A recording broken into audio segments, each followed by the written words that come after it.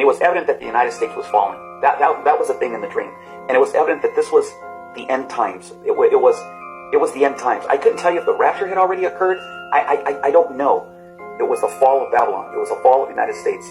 It was part of the tribulation, and the United States was falling. And the fifth one was the most scariest. On the fifth dream, what I saw was there was a small group of people in the United States, like the militias, like the preppers. They were the preppers, the militia, the conspiracy theorists, the Minutemen, so to speak, the brave. There was a group of people that decided they're going to fight back, and they had their rifles, hunting rifles, their firearms and whatnot, and they were pretty organized for these groups, and they were civilians. It was not the military.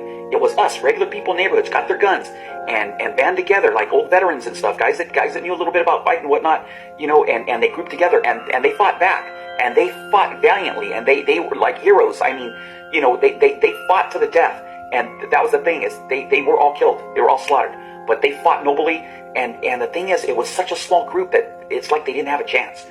But they fought, and they were all wiped out, and they're fighting all over the United States to take back the land, take back our country from the enemy. But like I said, it was almost futile, and it was as if they knew it. But they fought nonetheless, like great Americans, like this country is all about.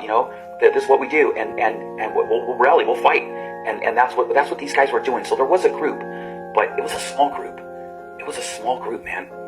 And here's the thing, the sad thing on the other flip side of that story was, people were so broken and so shocked about being invaded and taken over that it's like they died without even being killed by the enemy. It's like their hearts stopped, like they died of heart attacks. You know how they say in the Bible, in the end time, the hearts of men will stop? It will cause the hearts of men to stop. It's true. There was tons of people that instead of fighting or hiding or something, they killed themselves.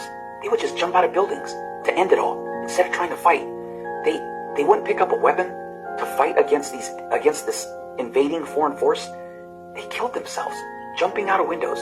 So the ones that hearts didn't fail them, well, they failed themselves by jumping out of windows. I saw a lot of that. It was a lot of jumping out of windows and killing themselves. And in the end, what I realized was that the United States had fallen. Babylon had fallen.